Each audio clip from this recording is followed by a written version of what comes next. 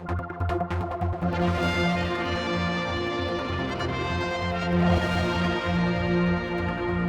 we've got a press conference today with Chris Robertshaw, and it's to do with pensions. This is really going back to the beginning of the year when it was Mr. Quayle, wasn't it, who wanted to find out exactly what was going on with government pensions and that scheme. Then, of course, it was agreed in May that this would be put together, you in charge as chairman, and come back to Tynwald in December with recommendations. Now, this is our report. Let me just hold this up. It's about 40-odd pages. We've only just had a brief time to relook at it, so you're going to have to bear with us on this one. Because there's so much to take in. Can you give us the headlines, first of all, as you see them, how people who work in government now and have done will be affected by changes to their pensions, an overall view? Well, a great deal of good work was done introducing the original GUS scheme a number of years ago. And GUS being? Government's Unified Scheme. That's when you brought about 15 different ones? 13 to 15 schemes, and right. it was a great step forward, but all the projections at that time were unable to take into account, and understandably, the degree to which government in the future, under all the pressures it now finds itself in, was going to contract to the degree it is doing. It was also not anticipated that the levels of salary and wages would be suppressed to the degree that they have. And of course, as a consequence of all this, it wasn't understood just how many people would go into retirement and take their pensions. So the quick story there is that the inflow has reduced and the outflow has increased. And it's terribly, terribly important that government acts responsibly and maintains or develops sustainability on its public sector pensions. It's about £33 million a year shortfall at the moment. Indeed, and what we have to do is review it, and I was asked to chair a working party which is bringing forward some proposals, as you say, to Tynwald in December, and once accepted there, if that's what happens, then we have to go into negotiations with the unions. And the sort of issues here will be that we will be saying that there will be a need to further increase the contribution levels by a further 3%.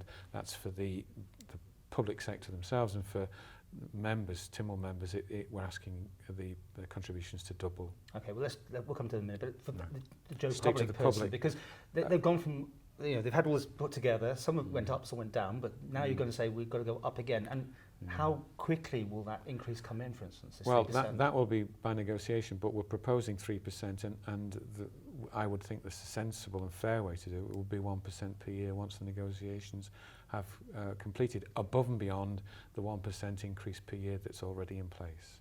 This is going to hit people, isn't it? I mean, but without it, the pension fund will dry up in about 2025, isn't it? None of this is easy. None of this is comfortable.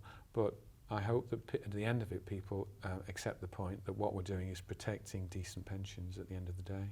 And this accounts for most people, but not the police, not teachers, who are still linked to the UK. And the judiciary. But we will be going into negotiations with them once we've got past go on this one. I mean, the firemen can retire at 50, can they not? Will they still be able to do that? Well, bear in mind that the police and teachers and the fire brigade, they do actually have significant benefits from their retirement, but that's reflected also in the contributions, Paul. So, yeah.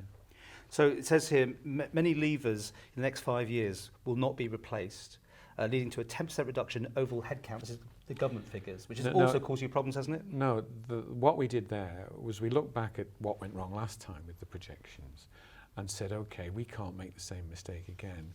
What do we expect to happen in the next number of years? And we expect, in our estimates, that government will continue to contract if it's going to be that smaller, smarter government we keep saying that we need.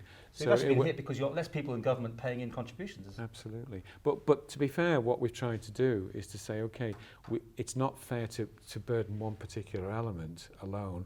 What we've looked at is the whole scheme right across the board, including quite a number of significant changes for new starters.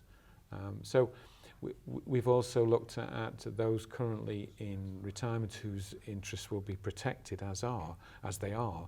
But we've also said, well, actually, if inflation accelerates at a significant rate, we're looking at negotiating a cap on that figure. So if inflation goes above a certain level, the increases would not necessarily follow. And so on. Let's deal with the Tynwald members now, because everyone's always heard these great stories about what a fantastic pension you can get. They were asked to contribute voluntarily initially. Now you bring them into the plan to bring them into the whole scheme, the unified scheme. On a compulsion, the proposals we're putting forward, I think the compulsion, I think, as I understand it, already is in place for September 2016. Most members do now contribute 5%. The proposals that we're putting in place is that doubles to 10%, and also a certain reduction in the available benefits to them. But that if they want to retain the existing benefits that they would enjoy in retirement, then it would go up to 15%. So actually, the proposal is in those circumstances, we would be asking a triple contribution. Is that still a generous scheme though for them? It becomes less so, and what we're also saying is it falls into alignment with the general GUS scheme as well. We have to be seen to lead here, Paul. There are significant changes being proposed through CI 65 for the state pension. Regrettably, we're asking for further adjustments to the public sector scheme. It would be unthinkable if Tynwald members didn't step up to the plate and say, OK, we're going to take a hit here, we've got to. Well, this is going to be in place for 3 years, which will take through to the next election as such. But this is not necessarily the end of it. There's a lot of things that the actuaries have to keep looking at. Inflation rates, for instance, how many people are working in government, what sustainability there is, and if that pot is still...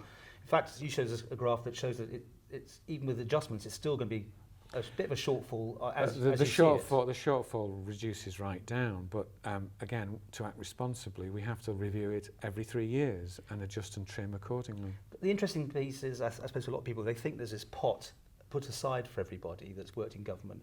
But that's not the case at all, is it? It's just coming out of, if there's not enough money in that particular bit of the pension coming in, the government have to make it up. Is that correct? Correct. There's a buffer of a number of millions of pounds. But it's something of a hand-to-mouth arrangement where the current contributors effectively pay the pensions for the existing current pensioners.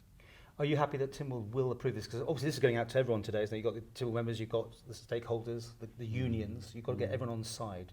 You confident? I think it's going to be...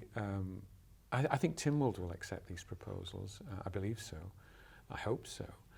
I believe that it's going to be difficult for the unions, but and for members, pension, both payers. It's going to be difficult for the unions and their members to accept these proposals. But I'm sure in the end we'll be able to ask them to appreciate that it's for their benefit at the end of the day. We need to protect their pension funds in the future.